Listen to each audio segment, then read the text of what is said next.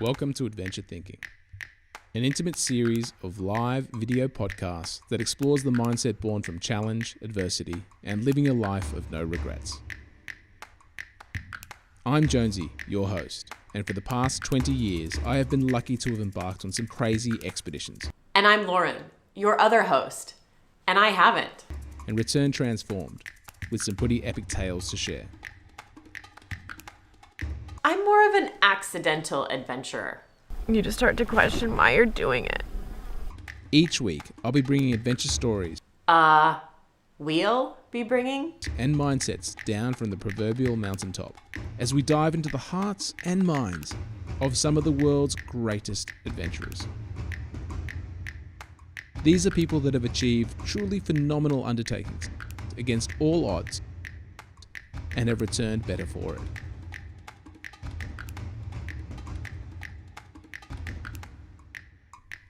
So, do you want to live more adventurously? This is Adventure Thinking. Either. I mean, there can G'day, everybody. be some. I'm just going to cut Eric off because Eric and I are having a bit of a chat off screen right now, and you just caught the back end of that. So, Eric, I've just muted you for a second. Sorry, mate. And I just wanted to say g'day. Welcome to episode 18 of Adventure Thinking, and welcome to the Den, which is currently a sweatbox. So, as you saw last week for the listeners, we are now in Tasmania, and this is the old shearers' quarters on this farm that we are on. But we are having some unseasonable hot weather, and it's about 30 degrees. So I'm thinking about turning this into a sauna, not a studio. But you'll notice that I'm here by myself. Lauren is not with us today because Morgan had her first day of kindergarten. Well, at least it was kindergarten for next year, so she got to meet the kids that are going to be part of her class, and so we couldn't split ourselves. But today we have a pretty cool guest, and I was really excited about this guest because he is also a Taswegian, an implant from another state, from Victoria originally. Actually, I should ask that. I think Victoria. I think he went to uni in South Australia, but he is a Victorian. So I need to clarify that. He's nodding away in the background, so yes, that is the case. We have Eric Phillips, who actually there is a bit of a history. I'll talk about him in a second, like his bio per se, but I think I first know Eric just from the general sort of like adventure scene in Australia. But back in 2010, Cass and I, before we went down to Antarctica, we came up with the idea of doing this Antarctic trip. And Eric was one of the first people that we reached out to, and he became our mentor. And he taught us kind of the stuff that we needed to know. We didn't necessarily do the polar training with him, but he basically ran through all the stuff with the gear, helped us out with the permits, helped us out with a lot of the red tape that you might have when you want to do an expedition going down to Antarctica. Now, Eric is a seriously phenomenal bloke. He's got an amazing history in the adventure space. In fact, it spans over 40 years. And this does my head in, because I didn't think that would be possible, because I didn't think he is, this is going to sound funny, I don't think he's as old as he is. Is that bad to say, Eric? I hope not. I was quite surprised when Eric and I were having a chat and we were talking about his theme for the day, which we'll jump into, that he mentioned that he's, getting close to 60. He's 58 years old or so. And I'm astounded because Eric has a higher volume and output than I think adventurers half his age. He hucks it hard doing all sorts of things, not just skiing. Like, we're talking sort of kite skiing, we're talking mountain biking, hardcore tramping, like in Tasmania, you've got some hardcore treks. But Eric is an epic person to have on the show. So he is none other than, I call him the head honcho or the granddaddy, even though he's not old enough, of the Australian polar explorers, if not worldwide. He's the president of the International Polar Guides Association, a master polar guide, and his outdoor career spans 40 years, as I mentioned.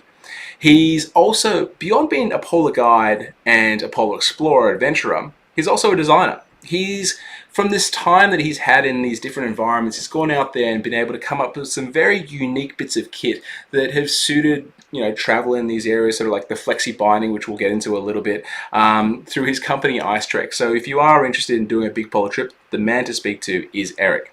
He's pioneered 3 different routes, or variations to the South Pole, and was the first Australian, together with the legendary John Muir, to ski both to the North and South Poles. I'll have to ask Eric to see if he thinks John is would do a online show like this, because he's definitely a very analog person. And Eric, I'm going to stop talking about him. He's a dad to 2 awesome kids who he's very, very proud of, husband to Susie, and I am just going to play this little intro video because his company, Ice Trek, apart from providing gear, gets people into these polar regions, and this is a little intro for that.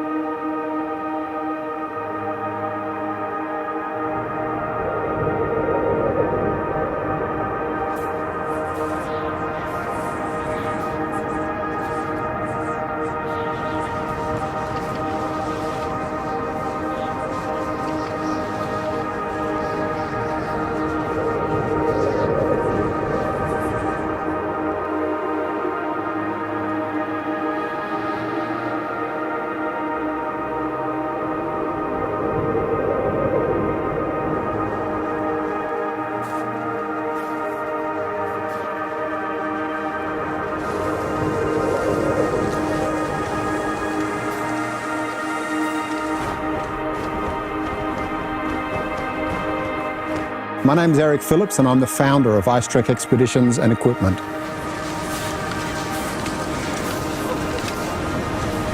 At Ice Trek, we pride ourselves in building adventures and equipment that are way beyond the ordinary. Ice Trek's sole purpose is to facilitate polar and cold climate journeys that will become unforgettable experiences. Welcome to the North Pole! Awesome! Congratulations! Our deep heritage in polar exploration, guiding and design give our customers the tools to step beyond their dreams and into a life-changing adventure.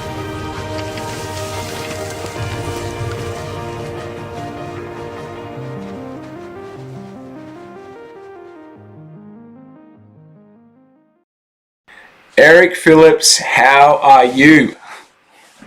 I am sweating down in my sweatbox too, Jonesy. Great to be with you. We are separated by about 30 Ks, I reckon, as a crow flies. In that direction, you're across on Bruny Island. I'm here in just above Hobart. Now, I was actually thinking this, we should have actually had you as the first live guest, in-person guest. But you are insanely busy at the moment, and you work might have disappeared because of this whole COVID thing, but you're probably busier than ever. Really? Well, I was busy up until we had our last snow here in Tasmania, and the last fall we had was probably 3 weeks or so ago. And up until that point, and almost every week I was into the mountains or out on my sea kayak doing something winter-based. And it's just the kind of guy I am. I love the cold. I like the desperate weather. I like the strong wind. And as soon as the warmth comes back again, I completely lose interest. So I've got back into kind of generating work, generating income the last 3 weeks, and haven't had so many adventures. But until that point, yeah, I was out there doing a lot of stuff. Because I've actually been following, you've been sharing up on Instagram and Facebook, your handle's down at the bottom of your screen at the moment. But you've been doing some pretty cool trips like Arthur's Ranges and bits and pieces. Trips that people wouldn't necessarily say, would just go off and do off the cuff, on a weekend, or, I'm going to do this next week. A lot of people around Australia would plan for a year to go off and do the Arthurs. And yet you've been out every single week doing these things. How are you managing that with family? Now, I know the answer to that partially, but I want you to explain. How are you managing that with family? And thank you for giving me the opportunity to explain, because otherwise people would think, well, who is this guy? He's just abandoning his wife and kids back at home and going off and doing this stuff. But actually, Susie, my wife, together with my son, who've been in lockdown in Melbourne, which, as you know, has had a horrendous COVID spike as of 4 months ago. So they've been locked down there since July, and my daughter Marty lives in country Victoria. So I've been here by myself, living the ultimate bachelor's life. I have to have a little caveat in there and say I miss the crap out of my family. But aside from that, I have had the opportunity just to go and do whatever I like, because I've got no work. everything shut down. Yeah. My online store was effectively shut down as well. So Tassie was my oyster. Hence, I had these pretty much weekly trips into the wilderness. It was awesome. So can we do a trip soon together? Can we do something? Absolutely. Yeah, you betcha. As soon as the winter comes back. No, no, actually, that's a fair point. Well, yeah, that's the thing about Tasmania. You can even get snow in December on top of Kunyani. So yeah, we don't have to wait long, hopefully. But right now we are in a hot spell. I imagine you are not like a lizard sunning in the sun, but you are hiding underneath a rock. Yeah, and I have to say today that I heard on the news that Hobart has the second highest recorded temperature in Australia today. Only Darwin is hotter of all the capital cities. So it's a bit of an anomaly for us down here. Yeah. That is pretty rubbish, actually. That's not expected. It was beautiful a week ago, but it's like we've brought the Sydney weather down with us. So apologies for that, Eric. It stopped your playing in the bush. All good. Now we're going to jump in, and I want to talk about your theme. So we had a yarn last week about what your theme could possibly be, and something that you mentioned was this theme of longevity. And I love the fact that you're talking about this thing. First of all, I actually thought you were in your late 40s to start with. And when you said the theme longevity, I was like, oh yeah, that's brilliant, because like, Eric, you've been doing stuff, harder than most people I know. And you went out with Clark Carter the other day, and I think you spanked him. You go out there mountain biking with people and you spank them as well. And I was like, yeah, this is a guy who's in his prime and he's just crushing it. And then you mentioned, yeah, I'm coming close to 60. And I was like, hold on. That doesn't sound right, because you are a machine. You're still a machine. I mean, Cass and I went climbing with you post Antarctica, and for a bloke that doesn't really climb, it's pretty phenomenal to see. So you're going to dive into some, I suppose, the secrets of how you've managed to have such a long 40-year career and kept your body together, because mine's fairly broken in certain areas. Well, there's a couple of caveats I've got to throw in there, and one is that the main caveat is that I've got good genes, essentially, and that's really what this is boiling down to here. Is that I was just gifted by my parents a good genome that allows me to continue doing these kind of things at the intensity and the level that I'm doing them up until almost 60. I've got a trip at the end of next year planned. It was supposed to be at the end of this year, guiding a group of Austrians to the South Pole, a distance of almost 700 kilometers or so. And I'm still feeling at an absolute prime and ready to do that. And that's reasonably unusual for people that are pushing 60. And if you look at the figures of the performance rate of people as they approach 60 in Antarctica on long polar expeditions, it starts to plummet around about my age. So it remains to be seen, actually, how I will perform on these long polar expeditions in the next year or two. But I kind of feel the way that I do now, I think I'll be okay. I think Tab's going to start up a new thing where we can bet on your performance on this next trip, Eric. I'm in your corner, because I really feel, especially with polar travel, you can have a longer career than there's a good old saying. In terms of climbing, for example, there are old climbers and there are bold climbers, but there are not many old bold climbers, but generally people push too hard. But with polar travel, there's a lot about systems. I mean, obviously about genetics, about health, about fitness, but it's about your systems. And that's something that you hammered into Cass and I in terms of taking care of your systems and making sure you've got the right gear. If something breaks down, having the discipline to fix it straight away, because you don't want these things to cascade and turn into major problems.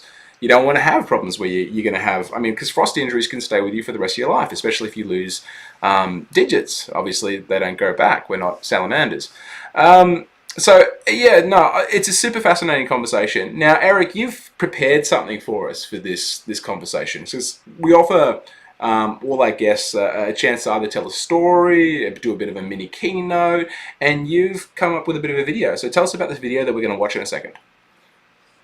Yeah, so as soon as I came on the theme of longevity, I kind of wanted to give my take on that. So rather than speak off the cuff, I wanted to get a little more specific and notate some of the thoughts that I've had in my head for a long time, particularly now that I'm reaching 60, and what is it that's made me be able to continue at the level that I am now, and I should say this other caveat is that I'm not really that old, 58, 60. No, and you're not the one saying that. I'm the one that's saying that, or talking about longevity, that I'm considering myself an old person, but I'm not really, but particularly when you look at what other adventurers are doing. Birger Ausland's the same age as myself, Dixie Dunsecourt, two pretty high-end adventurers that you and your guests may know of. So, and they're still performing at a higher level at that age too. So I should just say that I'm 58, but I'm really not that old, and I do have a fair bit of time ahead of me. Can I, before we jump into the video, can I ask a question then? And I probably should know this because I know a lot of these people, but how old would you say Dixie, would you say Richard Webber, Maddie McNair, how old would you say everyone is in that category? Maddie would be getting a little long in the tooth. Yeah, Maddie and Richard are in their 60s, I'm pretty certain. And Matty is in effect retired from polar guiding. Richard is still active in that space. Of course, he runs his business in northern Canada. And he emailed me, just a couple of months ago asking about North Pole last degree trips. I think he had, some interested people. And so he's still very much in that space. And why not? If your body's holding up and you've got the wherewithal to do it and the time to do it, then keep ploughing at it, I say. Yeah, no, definitely. It's amazing to see, and also that you're all kind of raising the next generation as well. And we'll get into that in a second with Marty and whatnot. But shall we play this video? Is that the best thing? We'll play this video because there's some great bits in it, and let the audience have a watch of that. Eric's suddenly going to change his outfit, so you'll see what I mean in a second. So we'll play this video, and Eric and I will have a chat offline. Sure. Hi, Jonesy. For the benefit of your adventure thinking listeners, my name is Eric Phillips, and I've been working actively in the outdoors for more than 40 years, primarily as a polar adventurer and a guide. Having been in this space for 4 decades, perhaps I've learned a thing or two about my topic of choice, longevity. By longevity, I'm not referring to a long life per se, but a long career in the outdoors, keeping your skin in the adventuring game for a lifetime. There are some underlying factors that I think contribute to a lifetime career. The first of those is simply genetics. How well your body tolerates decades of physical and mental stress, exposure to severe cold, consuming vast quantities of high-calorie processed food, and so on. Health. Have you made a habit of eating badly? Have you smoked? Have you abused alcohol or drugs? Have you had long periods of inactivity or perhaps even serious injury? I guess I've had all of these to a degree, but never in excess and never for any length of time, which increases the probability of a long career. Skill development. Are you going to adopt the techniques that you see on YouTube? Or are you going to actively develop skills and techniques that you tweak to suit you, your style, your cold tolerance, the environment, and so on? There's finances. A career in the outdoors really doesn't come cheaply. You've got to make good decisions that will line your pockets with just enough cash to see you through to the next adventure. At least it certainly was that case when I was younger.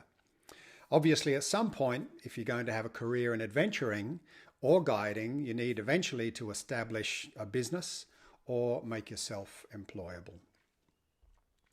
Luck.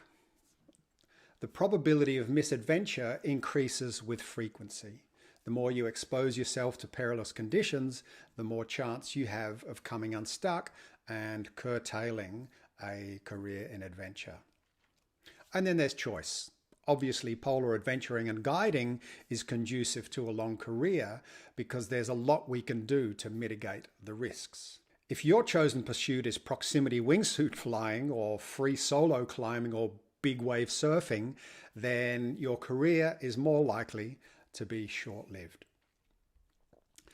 But I think the single most important factor in enjoying a long career is time in the game.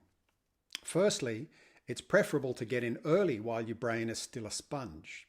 while you can develop deep muscle memory, while you have that youthful feeling of invincibility, or while you have the space and time in your life before things like family, mortgage, and other life pressures make a significant impact. But more to the point, there is no fast track method to acquiring the depth of mastery and wisdom that can only be gained through long-term analysis, application, and repetition. As a youngster, I was interested in all sorts of things, but 3 areas of interest really stood out for me. My first interest was sport: cycling, skiing, kayaking, soccer, volleyball, and judo in particular. Many of those I still do now. I did study phys ed at university, but sport was never really a pursuit of passion to which I could see myself devoting a career. Maybe I just wasn't good enough and the choice was made for me. Secondly, there was music. I worked semi-professionally as a guitarist and singer, playing in pubs, nightclubs and restaurants, and from time to time thought that I could turn it into a career.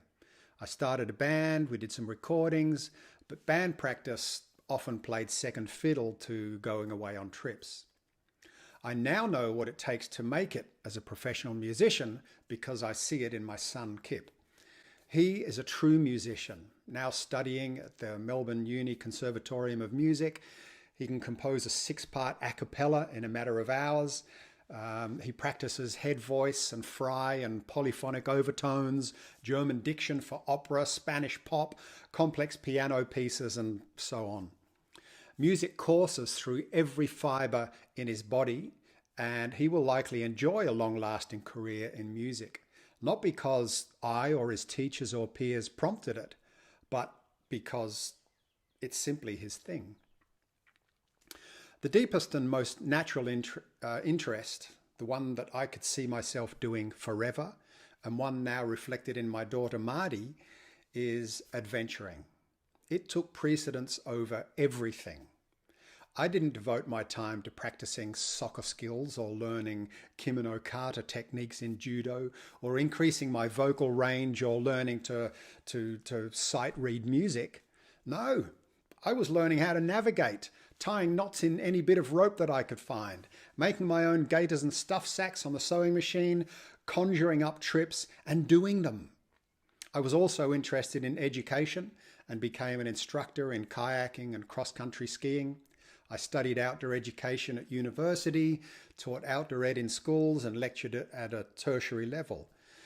But at every opportunity, I did backcountry winter trips in the Australian high country and embarked on my first polar expedition in 1992 at the ripe old age of 30, which heralded a natural progression to professional polar adventuring and guiding, which I've been doing ever since.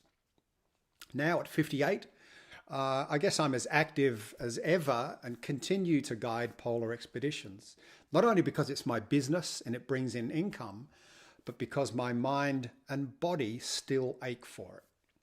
Health, finances, and luck continue to hold, but it's the longevity of my desire for polar adventures that overrides everything.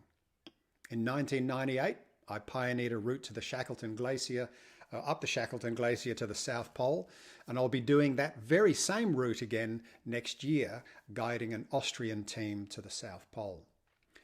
I maintain my fitness because I see my body holding up to another 10 years of active guiding and adventuring.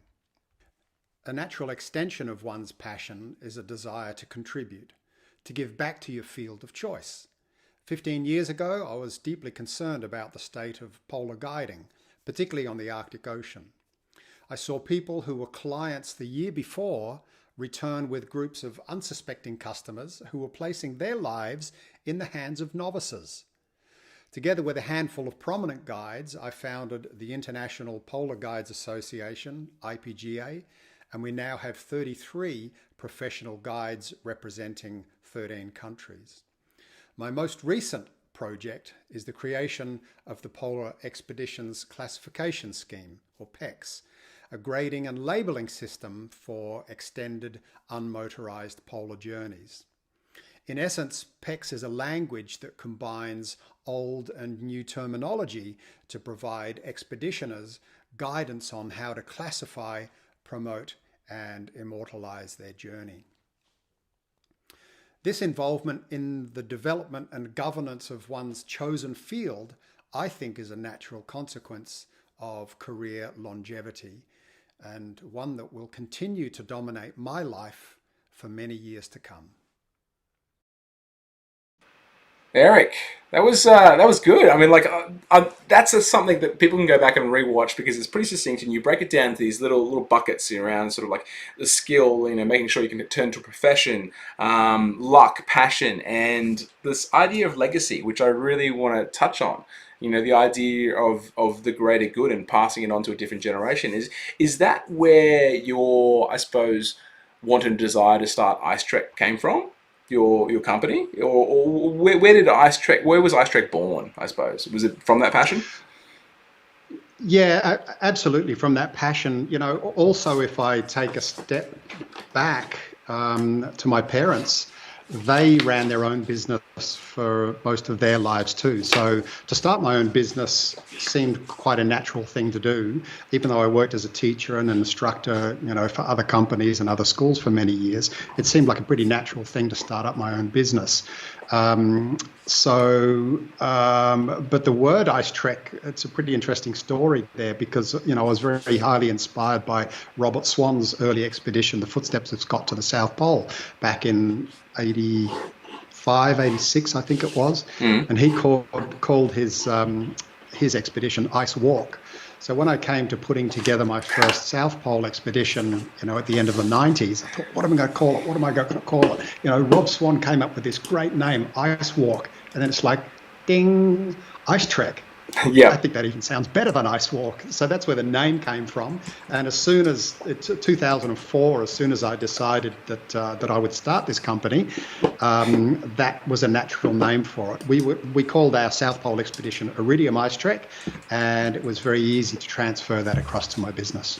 It was, talking about that expedition, I'm going to go off on a bit of a tangent here because you mentioned, that was a phenomenal trip in the fact that, a lot of stuff happened on that trip that I think you wrote about in the book, IceTrek, A Bitter Journey to the South Pole. Is that what it was called? The byline? Yeah. So obviously, the title, I think, gives a bit of it away. It wasn't a harmonious trip that you did, but you and that was with Peter Hillary and John Muir on that journey.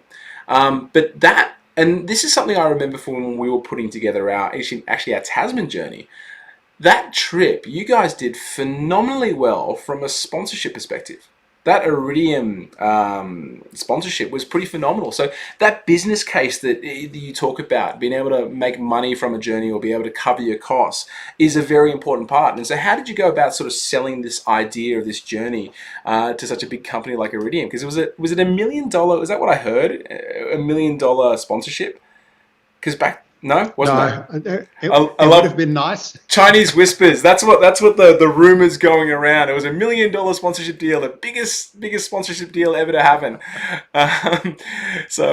Interestingly, well, no. The background to that was that I invited John Muir to help me plan and undertake this expedition to the South Pole, which I have to again step back and say that after reading Rob Swan's book about his expedition to the South Pole, for me it was like, I want to go to the South Pole and back again. It'll be the first return ski, or we use kites as well, but first return expedition to the pole and back again. And we were leaving from Ross Island. And of course that didn't eventuate. And then of course I was just marveled to see that that's exactly what you and Cass pulled off, many years later. And I was very lucky to have worked with you a little bit on that expedition. But yeah, that trip didn't go so well. No. We don't need to go into. We don't want to bring the mood down, but there was just a conflict of, I suppose, personalities and on that journey. And was there a distinctive leader? Talking about team dynamics for a second, was there a distinctive leader on that trip or not? No, interestingly, we never talked about the leadership of this expedition. And there were a number of junctures on that trip where we needed an absolute leader to say, this is how things need to be done. This is the only way that we can proceed, by doing these things. And although I had those things in my mind, I could never really verbalize them because I had two much older, well, not much older, but older and very experienced guys with me that up until that point, prior to the expedition, I was kind of defaulting to as being the senior of the three of us. And when it boiled down to it, when we needed a leader, we didn't have one there. Yeah, no, that's something that I actually experienced, and Cass and I did a trip back in 2001 down the entire length of the Murray River. It was just a paddle, and I call it a very Huckleberry Finn style adventure because we were 18 and 19 at the time, and we did it with another mate from school. It was a trio, and so the three's always a hard number on adventures, I personally think. And there was a massive conflict because we never properly, at the start of the journey, before, we obviously all agreed on what we wanted to do, which was to do this paddle, but we never agreed on the style per se.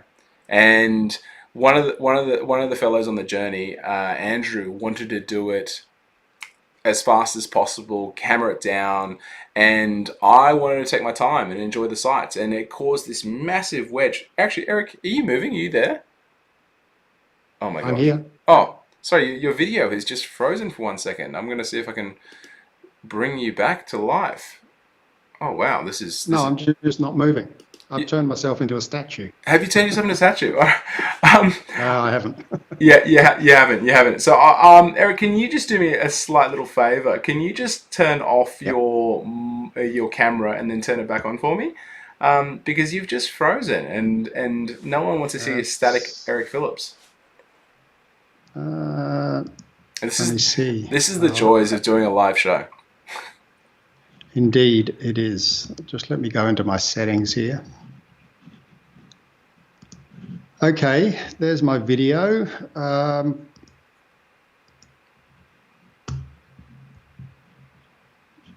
I'm not able to see anywhere in settings that I can switch it off. I'll have to go into just MacBook preferences. Well, actually, before you do that, just on the main screen, Skype screen, down the bottom there's the hang up symbol, there's the microphone, and there's the camera. If you just click the camera once, click the camera once for me, and then press it again.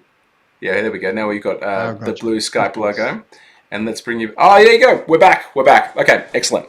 I am alive. You are alive. Fantastic. So team dynamics. It's a really important thing. So you need to clearly define, I suppose, the rules and parameters and who leads the trip. And we learnt that actually from our journey, but also your journey, having sort of read... Well, I think Cass had a copy of your book and we read it. And going, all right, when it comes down to the Tasman journey and down in Antarctica... Even though we're a duo, how are we going to make decisions? So it's a very important thing. So have you got any things to share around that, I suppose, around decision making in intense environments? Yeah, I just think it's important that before an expedition begins, before it heads out into that incredibly difficult environment that most head into, that there needs to be a discussion about who takes on the leadership role. Even if it's just a couple of mates like you and Cass going out into Antarctica and skiing to the South Pole, there needs to be a discussion on who's going to take a leadership role when the proverbial hits the fan. And it may just be a shared leadership role because a leader will emerge in different situations. It's just not, suddenly we've got a blizzard and one of them gets lost. Well, who takes the leadership role? Who's actually lost when you're a duo? And who makes the decision to take that leadership role and try to get the team back together? So it just needs to be a discussion had before embarking on the journey to get that stuff sorted out. Yeah, no, one thing that we discussed, because on the kayak trip, a lot of people would ask us, especially sailors, is who's the skipper? Who's the definitive skipper on this journey? And Cass and I didn't really say that there was any one of us that was going to be the skipper. What we did is we said the skippers are different areas. So I might have had more experience or understanding in how the kayak was constructed and medicine. So when it came to decisions to be made around that, generally was my call. Like I'd discuss it with the other person, but if we were at loggerheads and we couldn't go to someone else, then it would be my decision. And vice versa. Cass had different other areas of expertise that he had. So it's always nice to have, I suppose, those clear parameters, because you don't want to sort of get into a situation where you're, trying to make a decision under duress and you're having an argument about it. It's just not good. Sure. Now, so you were talking about this return South Pole journey that you tried to do with John Muir and Hillary back in '98, wasn't it? It's the end of '98. And then Cass and I went off and did, a version of a return journey. Sure. We went from the geographical coast. Now, there's been a bit of furor, and I'm going to jump straight into it straight away. There's been a bit of furor because I want to talk about legacy and I want to talk about PECs. And we're not talking about man boobies. We're talking about the Polar Expedition Classification System. And so Cass and I did this journey where we skied from the geographical coast where the land ice meets the sea ice, not the actual water's edge, and we ski into the South Pole and go back. And look, going back, being a little bit older now, at the time I think we were selling it as, it's the first return South Pole from the edge of Antarctica, because technically that is correct. But in 2018, the season of 2018-2019, there was a race that occurred down in these polar regions between an American and a Brit. And it was going to be this return South Pole journey. And it caused a lot of furor around within the polar community, because like the public media, especially in America, jumped on it, and they were calling it the first time anyone's ever done this unsupported trip. And it really got under the skin of a lot of the polar community. Now, can you dive into that? What was so upsetting about Colin O'Brady's journey and the way he portrayed it to the polar community? And why did this start the PECs classification system? Okay, so Colin's trip, The Impossible First, let's start with that title. Calling something impossible and sort of alluding that it was had never been done, or it was going to be some incredible first, even though it was a first in a very, very tiny way, was a bit ludicrous. And for all of those people who have a lifetime of doing these kind of trips in the poles, we were not at all taken with what he was claiming he was going to do. We never gave it a second thought. It's like, yeah, it seems pretty ordinary going from Hercules. Well, not ordinary, still an extremely difficult thing to do. But when you compare it to what had been done previously, it was really not that groundbreaking. So starting from Hercules Inlet, which is on an inner coastline or a landward coastline of the Ronnie Ice Shelf. So imagine Antarctica, and then you've got these ice shelves that are attached permanently to the outside of Antarctica. You can either start from the outside of one of these ice shelves, like the Ronnie Ice Shelf or the Ross Ice Shelf, or you can start on the inland coast of one of these. Yeah, exactly. Yeah, there's a map. I've just dropped this map kind of over the two of us.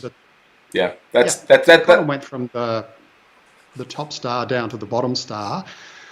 But previously, people had skied from that very top edge of the Ronnie Ice Shelf through to the very bottom edge of the Ross Ice Shelf, where you can see McMurdo. Yeah. That had actually been done a number of times. So to ski from Hercules Inlet on the inner coastline of the Ronnie Ice Shelf to the inner coastline of the Ross Ice Shelf, although very challenging, was really not an extraordinary first that or an extraordinary difficult thing to do compared to what other people had done previously. And just to say too that one would think that if it were to be an impossible first, then he would be pulling off the longest distance ever skied by an adventurer. And that wasn't the case, because we know that Cecilie Skog and Ryan Waters have skied, I think, 500 kilometers further in a single season. So we were pretty annoyed by the way that Colin was promoting the expedition, both before and after. So part of the reason, or it wasn't all to do with the way that Colin was promoting his trip. there was also a history of him and others not really knowing what language to use, because nothing had been finalized, nothing had really been put to rest in terms of the terminology and nomenclature around expeditions. So what's unsupported? What's unassisted? What is a coastline? What is snow kiting? What's kite skiing? All of these terms were reasonably loosely used in the field of polar expeditioning, and I just felt that it was time for us to tighten this up. So I created, together with a group of other people, the Polar Expeditions Classification Scheme, to give adventurers, certainly in the future, more guidance on how to label their expedition and conduct their expedition too. And I think it's something that needs to be done. I mean, because like you do play the game, and I think Cass and I, when we were leading up to our return South Pole journey, it wasn't a full crossing, obviously, but this return South Pole journey, we were, you have to play to a degree with the sponsors and with the media to try and get them interested. But there's also got to be you can't hide facts. You can't, beat it up for more than what it actually is. And so the PECs, because I've been seeing all these maps pop up on your Instagram feeds and on your Facebook, you've gone through the history, you've looked at all the trips, you've reclassified it. Now, why are you the voice on this? Like, how are you able to, or is there a group of people that have come in behind PECs? What makes your voice have more credit, apart from the fact that you are president of the International Polar Guides Association? Has there been an uptake of this from a lot of people?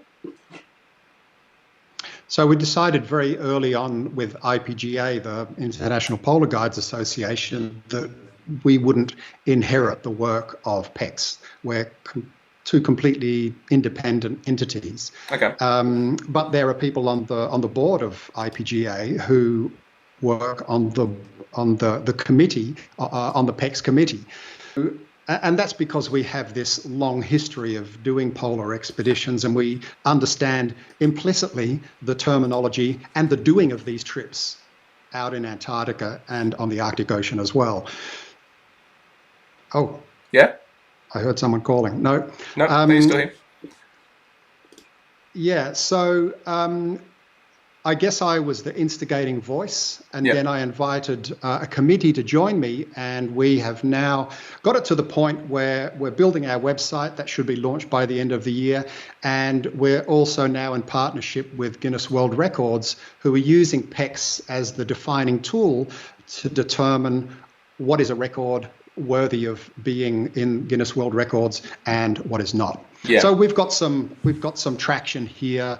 We've got the traction both with Guinness World Records, but also with pretty much all of the leading adventurers and polar guides that are currently operating in the polar environments. Okay, and there's some cool trips coming up on the horizon as well. I think with the PECs categorization system that are going to be trying true. I mean, I've heard whispers of the first full attempts, and I believe you're helping a set individual who is, I'm going to call him an Australian, even though he's got a bit of an accent. There's that expedition is going to be happening next year, I believe. Hopefully, fingers crossed, COVID, aside. So that's going to be something to watch. It's going to be a true crossing. And you guide a lot of people and you mentor a lot of people, and this flock of explorers that are coming through. I mean, where do you think we are sitting in terms of polar exploration? We've had the category of like yourself, you've had like Dixie, you've had the Webbers, you've had Borger Usland, you've had Mike Horns do some epic trips. What do you think of this new stock that are coming through, or do you think they're all more Instagram sensation, trying to get famous or do it for notoriety? What do you think of this current stock of people that are coming through in the polar world? I think the current stock are identical to the previous stock, are identical to the previous stock too. And I think that just boils down to human nature. It doesn't matter which generation we've been brought up in, there will always be a percentage of people who are authentic about this. And although we go into a polar environment now, and we've got the most modern equipment available to us, and we can fly to our start point and be picked up by aircraft or helicopter from our end point, and we have the benefit of all of these modern luxuries, if you like, you've still got a small percentage of the people who are doing it with authentic spirit. Yeah. And they won't take the easy way out. So, for example, the team that I'm working with that intends to make the first full unsupported ski crossing of Antarctica, and that's pretty awesome to say, because one would think that in this day and age, really, no one has ever skied across all of Antarctica in a single season, supported or unsupported. You mean that is still available to this new flock of adventurers? Absolutely it is. And it's a real privilege for me to be able to be connected with this up-and-coming generation and still be on the threshold of thinking to myself, geez, I wonder whether I could pull that off too. But approaching 60, there are definitely some limits that I, couldn't exceed, and that would be one of them. That we don't even know if that kind of thing is possible, and there's good reason that it hasn't been achieved of yet. It is completely on the threshold of human achievement. But it will happen one day. It's actually quite funny because like that journey you're talking about, like the actual proper crossing from water's edge to water's edge. I mean, like I've dreamt about doing that. I've looked at that, and like I actually had some issues with the journey that Cass and I did, because my original want was actually to do something down the Australian side. I was like, oh, wouldn't it be amazing to do a journey from the Australian side of Antarctica to the South Pole and then back? But you look at that, one, our experience wasn't there. We wouldn't have been capable of doing a journey like that. It's a huge distance, logistically crazy and expensive, hyper expensive. And so, I mean, if I was to have gone on and done more polar trips, I think maybe, you could try and work towards that. But the distance is huge. Achievable? Probably not. But yeah, I had fantasies about doing that trip, because that's what kind of floated my boat. But you got to listen to the harsh reality of selling things to sponsors, getting the money in through the door, and the compromise was to do it from Hercules Inlet, which still in itself tore me apart. Massive undertaking. Oh, yeah, absolutely. Huge. And can I just mention too that it's interesting. I mean, having said that no one has ever skied from coast to coast across Antarctica, from literally sea to sea, it's like, well, what? Hang on, but Mike Horn, Birger Ausland, Rune Gjeldnes, haven't they claimed these coast to coast crossings? And that's absolutely true. But now within PEX, we include in the label the mode of travel. Yeah. So those guys have done that, but they've done full unsupported or supported, depending on their expedition, let's say full snow kite crossings of Antarctica. So they've harnessed the wind, they've skied and hauled sleds when they've needed to, but when the wind's been up, they've managed to launch their kites and get some traction. But what these guys are attempting is without the use of wind, and therefore instead of a snow kite expedition, it's a ski expedition. And that specific labeling will really help us gain traction with PEX across the board, because it's a much more logical way of approaching things. And immediately we, the public, the media, understand the difference between a ski crossing of Antarctica and a snow kite crossing of Antarctica. Yeah, I mean, do these fellas want some... do they want... we just had a comment pop up, and I'm going to post it up on screen from Lucy Barnard, who is sign me up. Sign me up. But she's phenomenal. She's amazing. She's was partway through a full walk the length of the entire world, from the bottom of South America to the top of North America, when COVID hit. So she's actually back in Australia at the moment because she had to get out of there. And Lucy, so good to have you. And she, I believe, was episode 3 or maybe 4. Have a listen, because it's absolutely epic for whoever's listening right now. But yeah, she'd be awesome on this trip. And she's probably quite bored here in Australia. But so the two blokes that are doing this trip that you're helping out, are they trying to get publicity about it? I mean, can we talk about it? Is it out in the open, that journey, Eric? Look, it is out in the open. They've got a website published. They are promoting the expedition. They're actively seeking sponsorship. So it's not a secret by any stretch of the imagination. So and they've got a fantastic name. They are called The Last Great First. And in some ways it's like, really? Everyone throughout all the millennia have been saying this is the last great polar expedition or Antarctic expedition. But when I reiterate that nobody has skied coast to coast across Antarctica, it really is one of the true great remaining objectives in all polar environments, to ski across Antarctica from one side to the other. It's never been done before. So really, in my view, it is the last great first. I'm actually going to drop it in right now. Like, just so anyone who is interested in it, this is the URL. It's actually .net, I believe it is. So I'll try and make that a little bit bigger so you can read a bit clearer. But that's what it is. And yeah, no, it's epic journey. Like, honestly, I've got a bit of jealousy around it because I think it's a bloody cool trip. And at the start of this year, I was actually like, I've been doing some maps and drawings and thinking about that, but just it hasn't been a great year for family, and so having to retract back. But I'll be watching this trip with bated breath, and if they need a sub in, give me a call because I could start training. But Gareth Andrews, I know he's Get on the back of the line. Yeah, I know. Eric, how about this? Actually, Eric, shall we? I know you're helping, so you shouldn't be getting involved in the politics of this. But should we start up a team and race them across? Because come on, that would generate some media interest. Lucy can start up another team. This is going to be good. I like this idea. Well, Jonesy, as you know, with so many epic expeditions, particularly in Antarctica in the past, where people have fronted up to the start point, suddenly they realize that there is another team like you had doing exactly what they're setting out to do. And that's been proven throughout history. So many times. More than 100 years ago, exactly, of course, the same thing happened with Robert Falcon Scott and Roald Amundsen's teams, who, lo and behold, were there on the edge of Antarctica, both racing to the pole. It still happens now. So I wouldn't be surprised. Rocks up at the start line and says, "We're here and it's ours."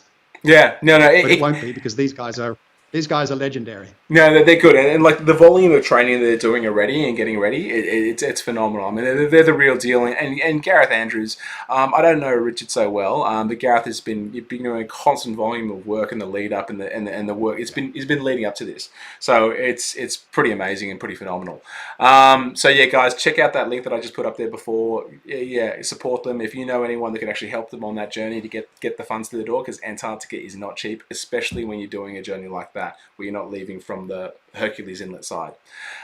So cool. Sorry, we went on a bit of a tangent in South Track, but PEX, people can check out PEX as well, and that classification system is the URL for that is it's just pex.com.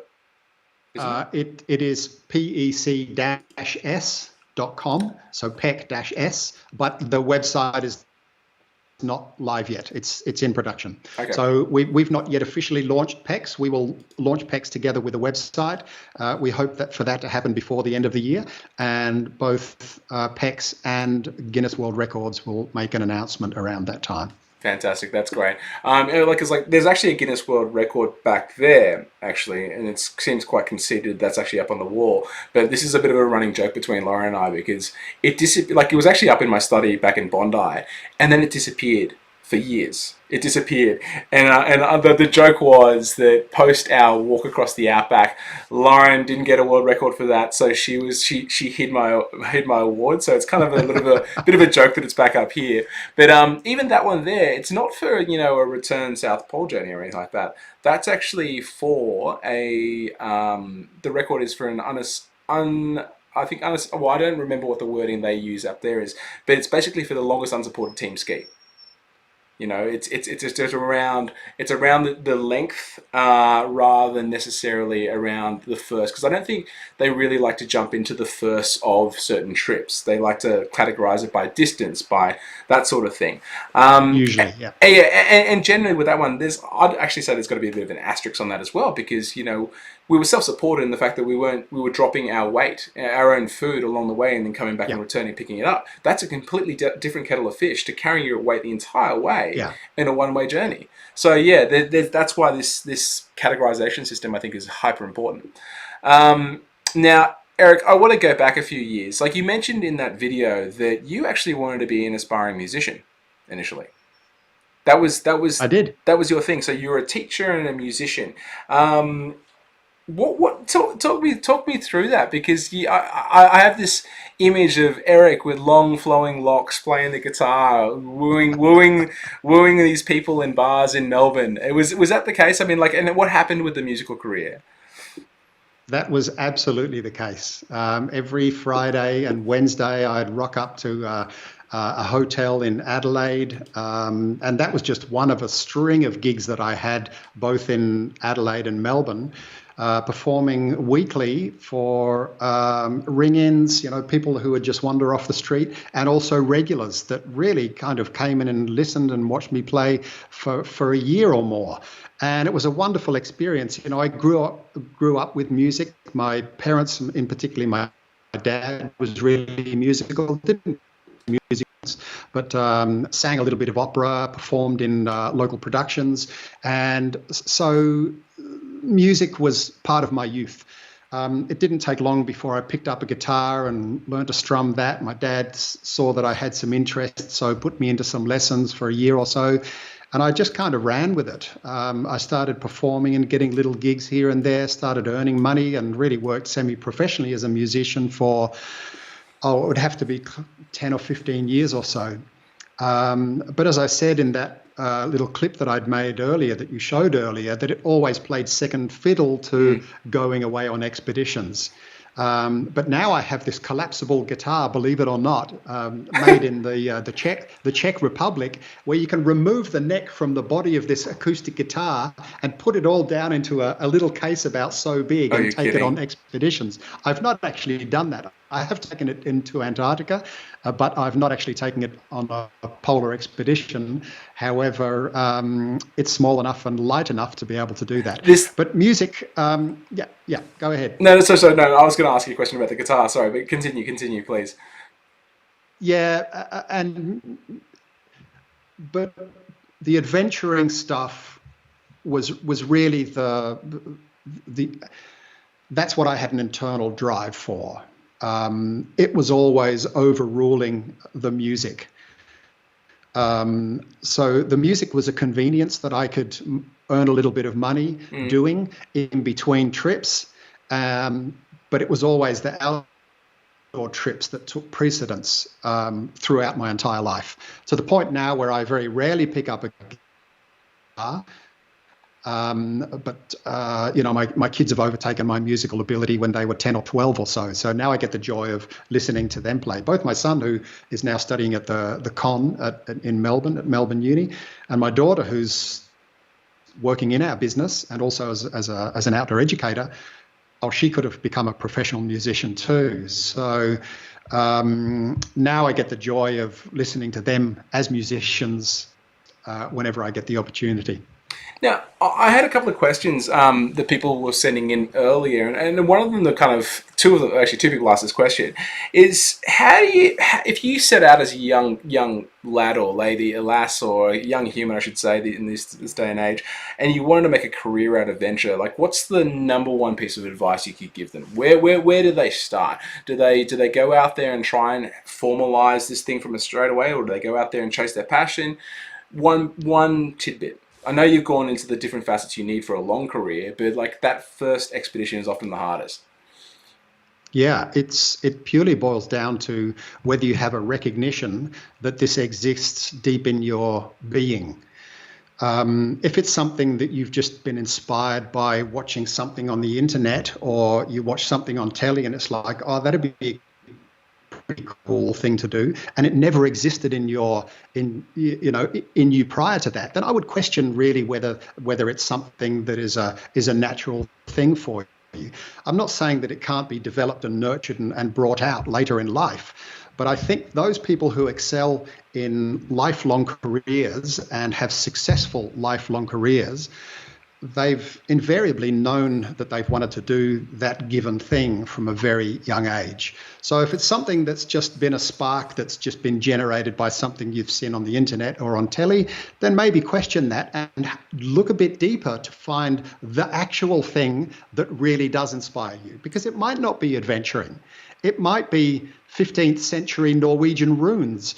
It could be, the little clouds that are formed from treetops in the Amazonian rainforest or something. It can be the most obscure thing. It doesn't matter what it is, but if you have a deep lying passion for it, it's probably the thing that you can carry through your entire life. So I got to question you on that because, I'd argue that I'm not a true adventurer because I didn't have that spark way back when I was young. But I think that actually gives me some added advantages / benefits. But I want to question you on your background. So when did this adventurous gene? What was your upbringing like? Your childhood? Where did this spark start for you? How did you know that 5 years old you're an adventurer? Like what was it for you, Eric? We did a lot of camping when we were young. My parents were, they loved camping, in tents, in caravans, whatever, just getting out into the bush. And I loved being immersed in the bush as much as I loved sleeping out of the house in a tent. In fact, I even built cubby houses around the back of my parents' house and slept in those overnight as well. I just like being away from the comfort of being in a bed on a mattress and with my head on a pillow. I just like being away from that and challenging myself. There's something, of course, completely different about it. And of course, also the immersion into a wilderness environment as well, and trying to be self-sufficient in that environment. And it's something that I really knew that I had from a very early age. I reckon about 10 or even earlier. Okay.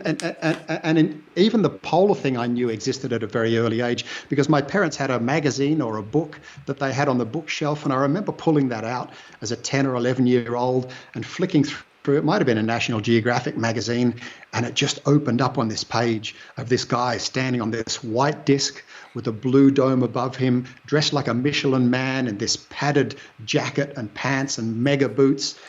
And for me, it's like, what the hell? What is that? I need to be there. Whatever it is, that's appealing to me, and I need to be there. And I remember that as being a pivotal moment in my life and a real epiphany that this polar environment's for me. And, here I am 50 odd years later and still doing it and still loving it. Yeah, I mean, it's obviously been something that's been your be all and end all. I mean, that's your chasing passion. The passion you've been chasing for your whole life. Now, do you when you come back from a trip then, because you try and do these big expeditions or take people out on these big trips, and you're down for the North Pole season, leaving from Svalbard, and you're down at the South Pole at the end of the year. How do you balance family and this career that you've picked? Because you're away for good chunks of time. You really are. I mean, how do they manage? And I'm asking from a selfish perspective because I didn't know how family and adventure could really work. There is a high rate of divorce in adventure, generally, I think. How have you managed that? How have you managed being away so much and yet, because you seem to have a great connection with your family, your kids and everything. How does that work for you? Look, it hasn't been easier, and it hasn't been easy, and I don't think it is ever easy for a career adventurer because we are spending vast amounts of time away. I think I got lucky in meeting Susie. She's incredibly tolerant of my need to do these things and the amount of time that I need to devote in order to do these kind of expeditions and to pursue my career as both an adventurer and a polar guide. So I kind of got lucky, but it does boil down a little bit to being incredibly self-centered. And I'd be the first to admit that throughout my relationship with my wife, it's been pretty much about me and what I've needed to do and my drive for discovering the kind of things that I need to discover as an adventurer. And so Susie very much tolerated that. And I basically got lucky. There's no other way to describe it. Part of that was being away from the kids when they were young. When Marty was 6 months old, I went away for 6 months working in Antarctica with the Australian Antarctic Division. And, I realize now that was something that I will forever be ingratiated to Susie for, because she never batted an eyelid. She knew that this is something that I had to go. It was my first experience of Antarctica, and I would be away for 6 months. But I was very quick to tell her that, well, there was a guy on the same trip who just had twins 1 week after he left for a 1-year stint in Antarctica. So Marty being 6 months old didn't seem so bad after all. So yeah, got to be a little bit lucky with your relationships and just strike on the exact right partner, which is what I did with Susie. Do you look back at any of that with regret? Were there some times that you were away that you thought, Jack, I should have been there, and you would go, if you had your time again, you'd go back and change, or are you comfortable with the decisions you've made? Look, I'm only comfortable now with the decisions that I've made because of the state of my family, the mental health and their physical health, and they're inspired and productive and industrious people, all of them. I think mostly because of Susie's dedication to their upbringing, my kids, not so much because of me, because I spent so much time away. But we do have a good relationship. They're really solid humans, all of them. Susie, my wife, my daughter Marty, and my son Kip. And so that gives me hope that my time away wasn't so detrimental on our family after all. Yeah. That's what I'm hoping for anyway. One of our previous guests, and I'm just trying to recall who it is. I'm a little bit tired. I'm dad tired. The kids, Morgan's been waking up a fair bit. But one of our previous guests actually said that they'd much rather to have a parent chase their passion than have a parent that wasn't living life to their potential, because ultimately seeing a parent chase their dreams and chase their passion ultimately has propelled her to go on with her life and chase the things she's done and become an amazing powerhouse of a human being now. So yeah, I think as parents, like it is a fine line between losing yourself in parenthood and trying to make yourself all about service to your children, because you've got to be the best version of yourself for them to look up to. So that's a bit of a balancing act. But yeah, I definitely think it is hard leaving your partner behind, and finding the right partner is incredibly important. And I think something that was really good about Laura and I doing our desert walk is now that she's experienced it, she gets an understanding. She knows, if I go off and do another trip, then she can relate to her experience, and then have maybe not more sympathy, but just have an appreciation of that process. I just want to quickly put up on the screen. We just had a hello from Chris Bray, who's hi from Christmas Island, guys. We both know Chris. Literally and climatically about as far away from the polar regions as possible. He misses the cold. Chris, maybe you can be part of our teams. We're going to do this race across Antarctica. Haven't you heard? I shouldn't be talking about this. So yeah, that's interesting. So you're young, 10 years old, and that's where you knew you wanted to be an adventurer. I touched on it a second ago. I probably didn't. I think I've got a foot in the bush and a foot in the city, and I actually think that for some reason that's given me an ability on trips it's not the entirety of my persona, the adventure Justin, and so sometimes whether it's win or lose, whether it's failure on an expedition, it's not going to cut me to the core. Don't get me wrong, I am bloody pig-headed and I am not going to let anything die easily. But I think that's actually gives me, I don't know, I think it gives me a slight advantage. To some people you see it, it's the entire persona is in the outdoors, and when something goes wrong with that they get an injury, then it can fracture them in a way that's actually not a positive experience. Anyway. I think my guiding career has actually tempered that in me, because of course I work now with mostly novices who want to go into a polar environment and ask me to guide them, become part of our guiding group. So, and I've got to step to a level that suits their ability. I'm not pushing hard. I need to operate at a level that is comfortable for every person in the team, and I'm not operating at a full expedition level.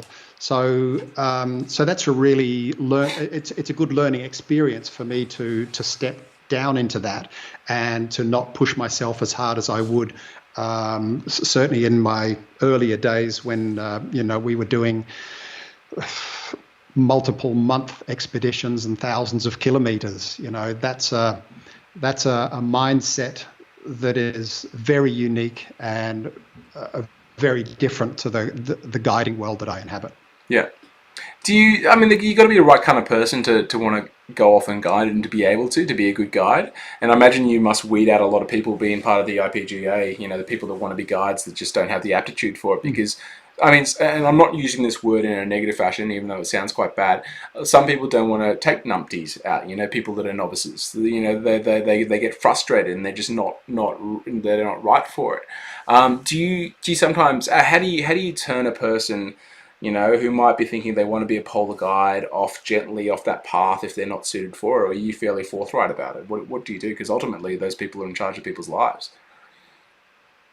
Well, IPGA really is self-leveling. It's it has its own weeding system, if you like, because we don't actually test people. Okay. We don't provide courses for people to do.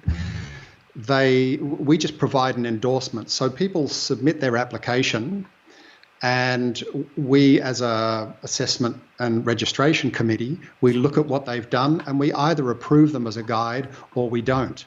All of the details on the website are there for people to understand the criteria that they need in order to submit their application. And if they don't have it, they just don't. They're just not endorsed. Okay. So we, of course, provide advice to those people who might contact us through our website and ask for guidance on, well, who can we learn from? What kind of courses can we do? But we don't actually provide them as an organisation. Of course, many of our members who are guides offer training programs, and we might direct them to one or the other, but we as an organisation don't actually conduct courses. Okay. No, that's thanks for the clarification. Sorry, I knew that, but I think I'd phrased that question in a bad way. Do you find day-to-day life away from expeditions and away from polar regions? Do you find it mundane at all, or are you present? Are you able to be a present, partner, or are you always daydreaming? Are you ADD as anything? What do you like, Eric? So I've got one answer depending on whether Susie's looking over my shoulder, and I've got another answer depending on whether I'm here alone, which is what I am now. Okay, I want to hear both. I would say that, yeah, sure. Yeah, sure. I'm present with Susie and the family. And that is becoming the case now, very, very much the case. And I'm learning about myself finally as an almost 60-year-old that I've got something to give as a father and as a family member. But that hasn't always been the case. And that's part of this self-centeredness that I've had and many adventurers have throughout their career, that they almost need in order to do the things on the level that they do them. So and Susie would be the first to agree that for a lot of our relationship, she's been the leading role. She's taken the leading role, and she's been the primary care of our children. But I'm certainly improving on that, and I think Susie would agree.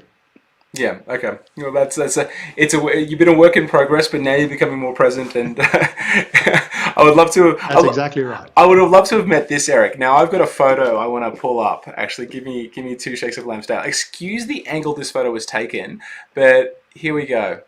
Look at that guy. Wow. Yeah. Crikey. This was, I remember you saying that you didn't have access to a lot of those slide photos, probably shot on Velvia from back in the day. Yeah. But look at that head of hair on Eric Phillips right there. That's John Muir on the left-hand side. Eric's obviously on the right. And look at the head of hair on John Muir too, my goodness. Oh my gosh. Yes, true. How old are you in that photo, and what trip are you planning right there? Because that's a map of Antarctica. Was it in the lead up to Ice Trek? Yeah, so that was the lead up to Iridium Ice Trek, our expedition that had intended to ski from Ross Island across the Ross Ice Shelf up the Shackleton Glacier to the South Pole and back again. And that was in the planning phase. I think that was at our house in Melbourne, and it would have been back in perhaps 97, 98 or so. That would have put me at 36 thereabouts, when I had a reasonable crop of hair. That's pretty much all gone now. And And look, they were great times. Little did we know how much trouble we would have on that expedition, and that we would only reach the South Pole, and our return journey would be thwarted primarily through us not having a leader and not being able to make the kind of decisions needed to push harder for every single of those 84 days that we were out there. But yeah, both good and bad times back then, back in the 90s. Is that still 84 days? Sorry to get into a little bit of detail, but is that 84 days still the longest amount of time that anyone's taken to get to the South Pole? I think you claim that it is. kind of. Yeah, it stands at a record. Yeah. And I'm trying to push Guinness World Records maybe for having, come on, fellas, what about the slowest expedition to the South Pole? And it was 84 days, I think still stands as a record slowest expedition, even slower than Captain Scott's expedition back in 1911-12.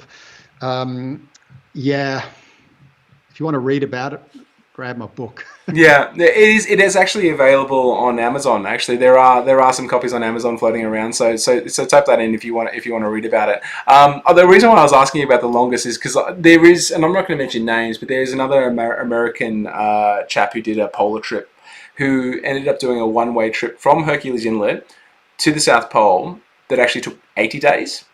Yeah, I know that's kind of crazy for that duration of time. For that distance, that's a long duration of time, and took 80 days. And he promotes it in this way. He says it's the longest solo. I think it's the longest solo unsupported journey to the South Pole. Longest meant. In duration of time, which you could mean slowest. Exactly.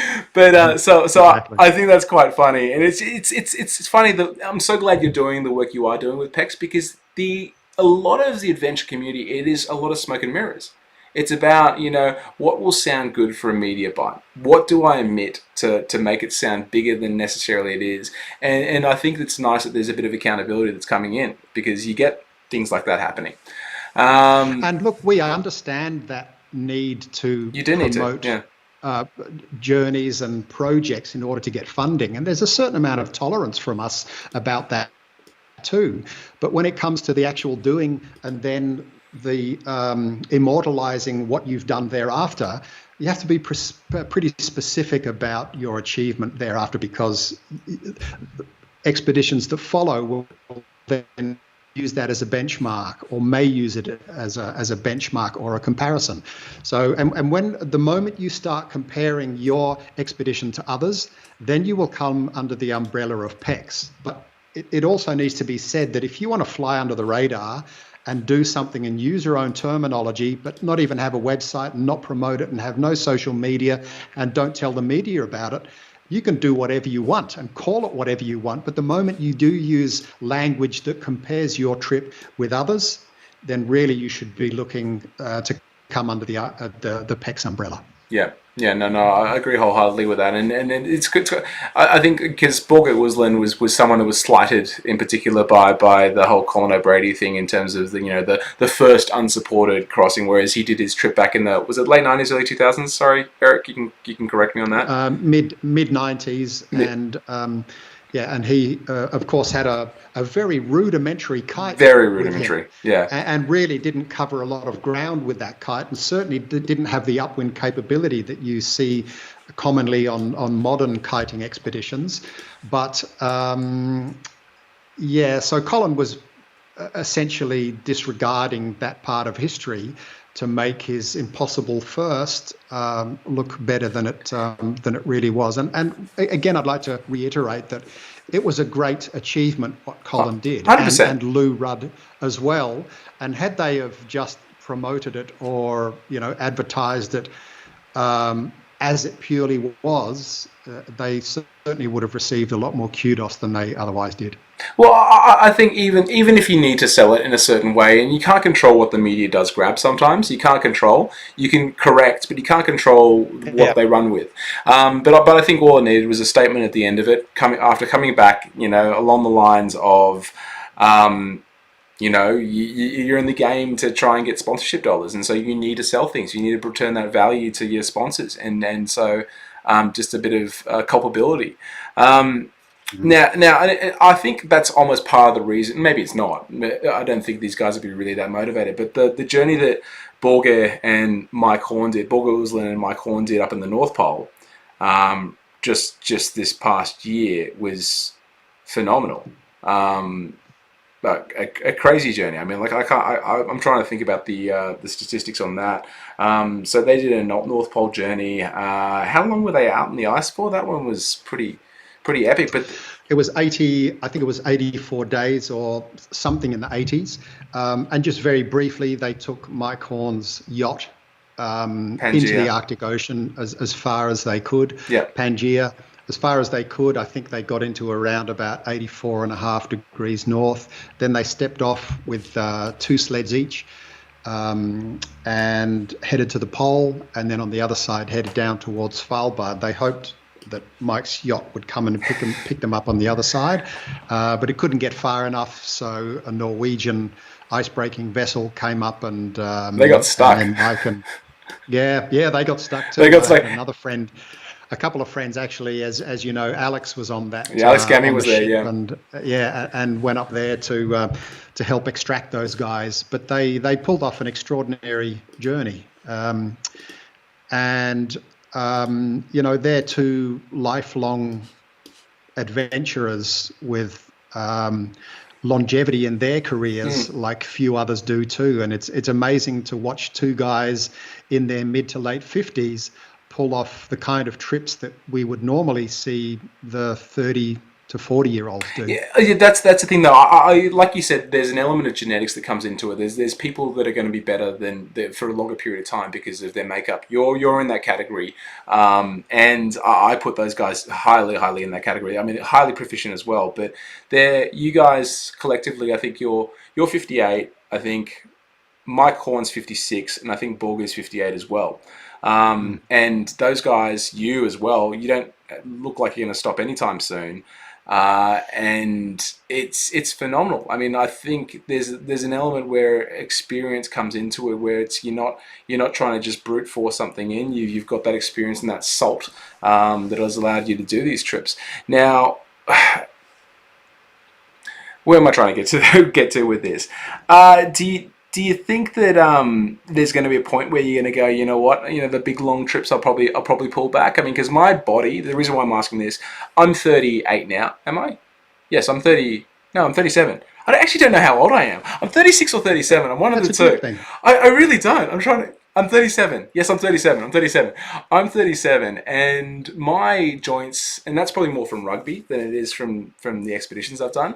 Yeah, my body's not in good nick. How do you keep your body in such great nick? I mean, is it just constantly staying fit and never let yourself slide off the scale? What is it, Eric? What's the tips you can give us aging dad bod explorers? Well, again, there's a genetic propensity towards wanting to stay active. I can't sit for too long. I can't spend days on end in an office or sitting on a couch watching telly. I kind of do all of those, and I have a nice glass of red wine every evening, and I imbibe just as most people do too. But I also have this propensity towards movement. My body needs movement. So I've been doing judo for most of my life, 1 to 2 nights a week. So that helps keep my fitness up. When I had a dog of 17 years just died earlier this year, and I would take him for runs and walks. Mountain biking, I've just got into mountain biking again. During COVID, I put my road bike on a trainer while I was in quarantine because I came back from Svalbard. Everything had shut down. We couldn't run our Arctic program. And I thought, well, I've got to do something while I'm in quarantine because I wasn't allowed out of the property. So I put my bike on a trainer, and I got back into cycling in a big way. And that was really the start of how I got back into these winter activities. I've always had a very good level of fitness because of this constant activity in my life. But COVID, a lot of people's fitness plummeted whereas mine skyrocketed.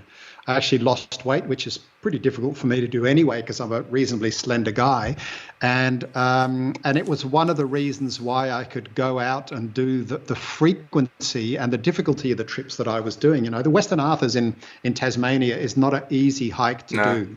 There's close to 4,000 meters of climbing throughout the length of that hike. But I have to say that I came back from that hike, having done it in the space of 4 days, and my knees were pretty trashed. And maybe the average person's knees would be trashed too from that kind of distance and that kind of altitude gain over the space of 4 days. So I am finding that my recovery is taking longer and longer. Okay. But I'm starting to bounce back now. So I'm ready for next winter. While the heat is like this, I do kind of feel like I want to sit on a couch and do nothing because nothing inspires me to go out and stay fit outdoors. I would rather be in a cool room with my bike trainer and getting fit that way. Okay, well, I've got to say, Eric, we're going to have to do some trips now that I'm down in Tassie because I have been in that category of people during COVID who have probably blown out because rather than, in Bondi it's kind of hard. My major escape was actually spearfishing, which, gives you certain element of fitness but doesn't tax your body like going for a super long run or a trek or this, that, the other. But I also got into sourdough baking, which was really, really, really bad for the waistline. Epic bread, don't get me wrong, it's fantastic. I had restaurants want to take my bread on. Didn't half the world's population get into sourdough baking during COVID? It was a thing, it was a very hip thing to do, but like I get obsessive with certain things. Like you can ask Lauren about it. She's not around at the moment, but you can ask her about it. And I really dived into sourdough baking, and I got it to a level where a friend of mine runs and manages some pubs and restaurants, and they wanted to stock my bread over probably the 2 best bakeries in Sydney. And I don't know whether that was just a fluke or something, but so I'm like, okay, you know what? Wow. I'm going to give myself a tick. I learned how to bake. And now I can stop eating it because I just got COVID fat. But so we need to go for some paddles. And I am a little bit terrified of mountain bike riding because the trails here are pretty intense, some of them. So you're going to have to take me out there. Indeed. I was at Maydena with a large group of friends just last weekend, and that's full face helmet and knee and elbow padding, and the latest greatest mountain bike with dual suspension and all of the bits required for plunging headlong down mountains. And boy, did I love it! It's kind of my new sport, my new thing, and really? And another way of staying fit. The more activities you can latch onto, the better for your physical and mental headspace. No. There's actually an amazing stock of people actually down in Tassie doing some pretty hardcore things and some pretty cool people. There's obviously Chris just messaged us, but Clark, his counterpart, who they did that massive Victoria trip, he's down here and he did a massive trip down the Sepik River in Papua New Guinea. You've got Margaret Bowling, you've got Andy, I'm going to say his name wrong, Scalozzi. You've got a variety of different people. And I think what would be kind of cool is to get these people together and just talking. I think we should have a campfire night almost thing because there's some cross-pollination of ideas, and I reckon you'd have some people sidling up to you, Eric, going, hey, I've got some ideas down in polar regions, and you'll get some work out of it as well. Look, Indeed. I am conscious of time because we've been going on for about an hour and a half now, and I know you've got something in the early evening you need to get to. But I've got a couple of sort of questions that I wanted just to jump into and just rattle off before we get to the end. But where for you, when you're on an expedition, do you feel, where does pressure come for you? I mean, like, are you in a situation, do you feel that you feel in a situation that pressure is an external thing that comes out from external forces, like the situation, or do you feel a need and a pressure that comes out from yourself that to chase these big trips, if that makes sense? It's very much an internal thing, and it's not even conscious. It's driven from a pure passion for the outdoors and the environment, and immersing myself and challenging myself in these extreme environments. So the pressure very much comes from within, and I think that's where it needs to come from too. And that's part of this understanding of where you fit in the place, or where your place is in the adventuring world, and whether you can make a career out of it. If it's forced in some way, then it's going to be quite detrimental. If it's coming from within, it's always the best place for it to come from. But it just needs to manifest in the right way. If it manifests as as being obsessive, which it certainly can and has with me at various stages in my life, both back at home and on trips, sort of in the early days, then that can be detrimental. But if you've got a good heart, if you understand where the drive and where the passion's coming from, then I think you'll have a pretty productive outdoor career. Obsession's an interesting one, because that's something I think a lot of people in the outdoor space have. You know, their obsession, they get fixated on certain ideas, dreams, goals. I know one bloke that's gone down to sort of do a trip down in Alaska 3 times in a row, and unfortunately he's never succeeded in the goal, but you get fixated on these things. Do you have a trip you still fantasize / obsess over that that niggles away in the back of your mind? No, not really now, but the one that I harbored for 15 years or so was to make the first ascent. And really for me, it's not necessarily about the firsts. It's about exploring new ground. And that was getting to the top of the Antarctic Plateau, which is Dome Argus.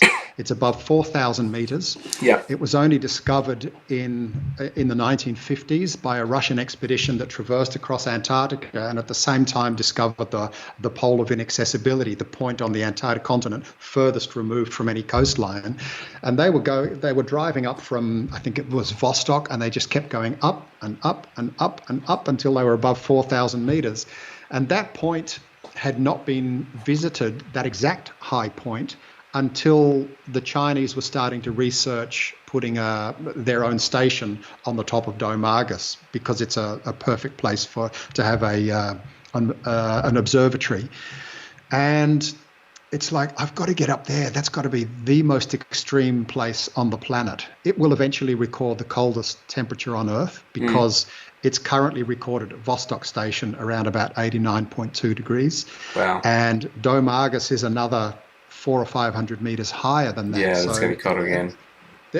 There is a weather station there, and it will eventually record the coldest temperature on Earth. So it got to the point where I understood that my guiding and work career took over from that dream.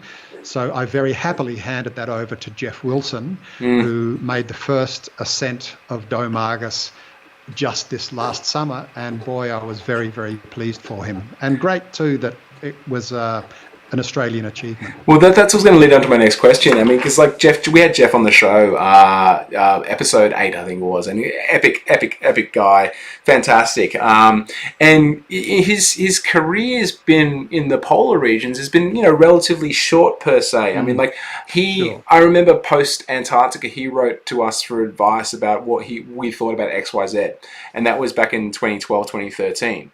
And he's gone off and done a number of trips out there. But Australians in Antarctica, we have an interesting history. We don't have much in the way of cold in Australia, but for some reason there is this because of the history, because of the proximity, there's a pull towards Antarctica in particular more than the North Pole. And interesting to have a lot of records. And it's not about the records, but a lot of Australians are actually up on these lists. Jeff's trip was mammothly long. I mean, I can't remember off the top of my head. It was 4,200 kilometres. And that has to be... the last one was a bit over 5,100. Sorry, 5,100. I misspeak. And that's the longest unsupported kind of polar trip. And then I don't know where it sits in the classification schemes, because like I said, it needs that little asterisk. But Cass and I did our little trip, which was pretty full on in itself. But what is it about Australians? I mean, because we don't have the environment, we haven't grown up it. We're not Norwegian, we're not Swedish, we're not in these conditions all the time. What gives us that grit, I suppose, to get through? Is there something about us as a nation, or we're just too stupid to really know what we're getting into? I think we are a nation of adventurers, and I think if you delve down into it, there are Australians doing stuff in almost every environment on the planet. and probably equally so in the polar environments as we are in the high mountains and the jungles and on the oceans. And because I think you and I have a deep interest in the polar environments, we naturally gravitate to stories about Aussies doing stuff in the polar environments. But we do have the proximity. We're reasonably close to Antarctica, and we have a great history. If we look at the stuff that Sir Hubert Wilkins did up in the Arctic and John Rymel did up in the Arctic, and then the Aussies, Dr. Philip Law and Mawson, we have a great history of classic polar expeditions, and I think we're inspired by those too. So, it's a great concoction. It's a mishmash of all sorts of things that inspires Aussies to get out and do their stuff. And in the polar environments, as we are in all of the others. Yeah. Yeah, well, I mean, and you've been helping so many people, or so many in the polar world at least, Australians. The first person they go to is you. I know I pushed a couple of people your way, but if people are interested in going out and doing one of your trips, Eric, or in approaching you for some advice on a journey they might be thinking of, how do they get in contact with you? They can visit the website, icetrek.com, icetrek.com, sorry, that's the wrong or one. directly to my personal website, ericphillips.com. One L in the Phillips makes an L of a difference. Yeah, it does. Funny family joke.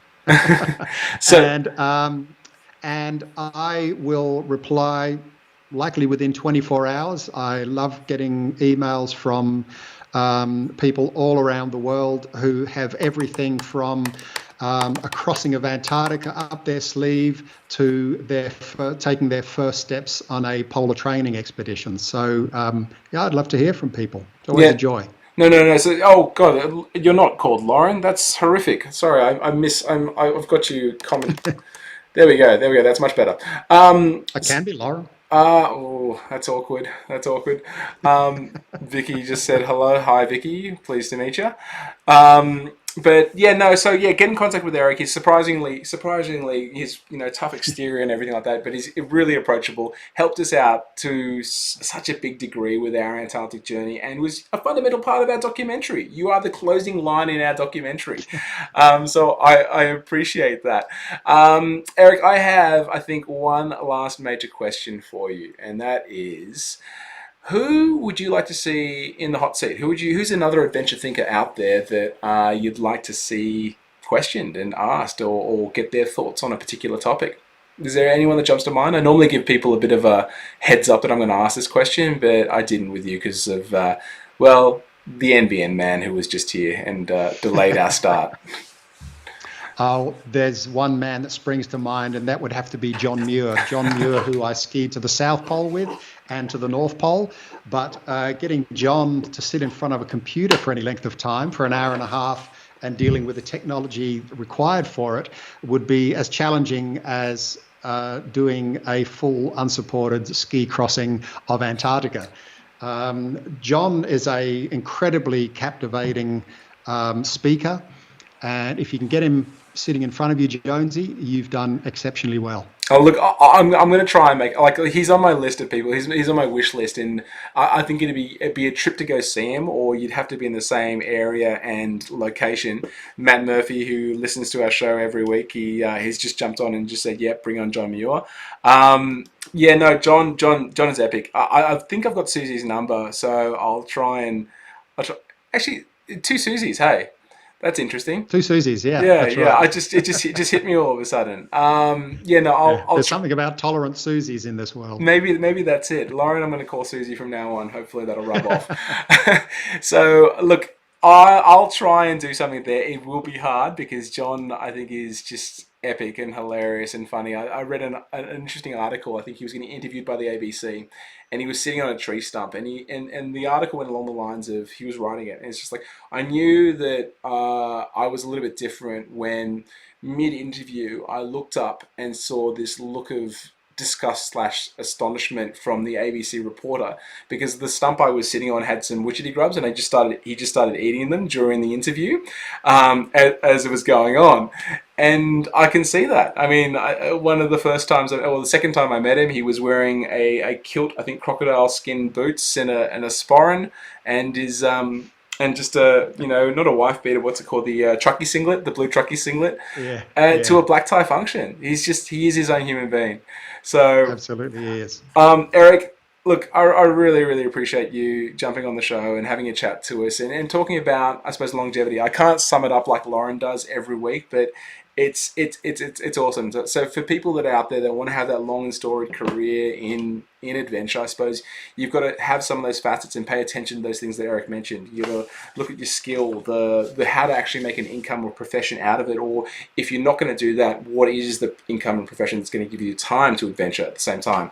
Think about luck as well. You've got to be in the right time, right place, have the right team members, but also have that passion. That's probably the number one most important thing is the passion. Don't chase a dream that's not yours. And we've all only got one life, so why live someone else's life and someone else's dream? And then this piece around PEX and what you're doing with your daughter Marty and Ice Trek around legacy, I think is really powerful and important, and that's the next stage of evolution, and I think that's where I'm coming to a degree. I don't have your volume of work, Eric, and I never will claim to, but yeah, no, it's thinking about how I can actually give back to the community, how I can actually help, and that's what part of this is about. It's about getting these lessons from people like you who've gone out there and experienced it, and distilling it in this podcast that eventually will get turned into something else as well. I know some sort of research as well, potentially. Now, Eric, something that just did come to mind that I wanted to ask you, and I forgot to before because I just saw it on this side of the paper, is, and I probably shouldn't end a pod show on this note, but I will ask it anyway. Can you tell us of an incident or a moment on one of your journeys where you think you're walking a very fine line, close to the edge? I want you to take us out on a journey where you think, you know what, we were very close to a very negative situation. Where have you almost bitten off too much? Oh, that would have to be when I worked with Walking with the Wounded, which is a project with where Prince Harry was involved with that. Yep. He was one of the celebrities on the trip, and we skied with a group of 12 soldiers or people that had been wounded in mostly Afghanistan and Iraq, and we took them on a expedition across 2 degrees to the South Pole. And I actually have a pretty low tolerance of altitude. So anything above 2,000 meters, and I start to feel it. And I got very serious altitude mountain sickness when I was in Antarctica on that trip. Almost had to be evacuated. And it's the one time in my life that I felt totally out of control and needed to place myself in the hands of other people to get me back to a state where I could continue. And those people were that person was the doctor on the expedition. And without that doctor, or without an aircraft to send me back down to the coast of Antarctica, it would have been a very dire situation indeed. These days, when I guide my expeditions or my trips up around Kosciuszko, which is the highest mountain in Australia, which is really just above 2,000 meters, I need to take Diamox. That's how susceptible I am to changes in altitude. Is that been something that's actually gotten worse over time? Definitely. Yeah, and what's the reason for that? Look, it's difficult to say, and I think it's a common thing across mountaineers. I don't think anyone builds a tolerance to being at altitude, and being at 2,000 meters is a long, long way off being at altitude, certainly when you compare it to the Himalayas. But yeah, it's something that I'm very conscious of. When I skied across Greenland a couple of years ago, I felt it above 2,000 meters almost the moment that I get above 2,000 meters elevation. In Antarctica, the moment I get up onto the plateau and reach that elevation, and also here in Antarctica, it's not something that's in my head, because if I take Diamox, then I sleep perfectly. I don't get the headaches. If I forget to take the Diamox, or I want to test myself and say this is a load of hogwash, it just doesn't exist, it's in my head, then I don't sleep and I get the headaches even at 2,000 meters. So it's certainly something that does exist. It's rare, and I just deal with it. That's all. Yeah. Okay. All right. Well, that's no. It's a hard thing to be dealing with, especially in the environment. Because if you want to explain just quickly, like the polar, because of the way the world spins, the altitude is so much. It's magnified. There's a lot less oxygen down there because of the way the Coriolis effect works. So yeah, it's something you're constantly having to deal with. Less so in the North Pole because you are at sea level probably the entire Sure. time. Yeah. Now, one thing I wanted to touch on, just reminded me is we've caught up in some pretty funny places. When Cass and I did that Antarctic journey, we actually saw each other down there because you were guiding another explorer actually down there who was running the length of the world. Pat Farmer was doing that trip, and I'll never forget Cass and I think it was a pretty dreary day. It was fairly overcast, and Cass and I were quite somber that day and a little bit upset about life. And then we see you come over the hill, and that's where I think we might have met Ming Darcy for the first time, who I've done a fair few things with later on. But and Pat Farmer toddling away. The polar environment, you see a lot more people than you actually think, or there's people doing some fantastic things down there. And how many people go down to the South Pole each year? How many people are doing trips down there, Eric? Uh, there are a handful of guiding companies that offer expeditions there, of course. And the most common expedition is a last degree, flying into 89 degrees north and then skiing the degree about 111 kilometers to the pole. So, there's a reasonable chance that you might bump into someone if, these larger groups fly in and do that. But and then there's always a reasonable chance of passing someone if you are, look, there we are. Sorry. If you're on a common route between a start point and the South Pole too. And we were on that route, and there we were. And I saw you guys coming out of the horizon, and it's like, I've got a feeling I know who these two jokers are. And lo and behold, there you were, looking like you could just tear into our support vehicle and eat every scrap of food there was. You were pretty famished guys, but it was a great experience and awesome to see you guys on your way back again, particularly with the little bit of work that I'd done with you guys in terms of preparation. It was an awesome experience. It was a really cool trip, and I remember us chatting because at the start of that trip, we had the first 30 days weren't great for us. We'd only covered 300 kilometers in 30 days, and talking to you, we talked to you a couple of times, I think, on the phone, and it was just like there was no way that you could kind of cheer us up. We weren't asking to be cheered up, but you were like, well, shit, guys. I mean, the reality of it is like the conditions aren't good, and if you got deep snow, wade through it. Yeah, and if you're going that slow, it doesn't look good. I mean, you've got to, you want perfect conditions on the way back. But it was that really buoyed our spirits when we saw you, when we saw Pat Farmer, and on that trip, it's interesting. We saw Felicity Aston. We saw, I think, Mark Wood, I think it is. Sebastian Copeland, and this is the stuff that doesn't really get talked about, and I want people to talk about more. But Sebastian Copeland and Eric McNair Landry, who's phenomenal. I love that bloke, and I'll never forget, because we're going roughly to the similar locations, is sometimes you come across tracks out there. We came across a set of tracks out there that we couldn't for the life of us work out what they were. And it was only post-trip. It was we were seriously we thought we were going crazy. It was multiple skis in a row, but it was really uniform.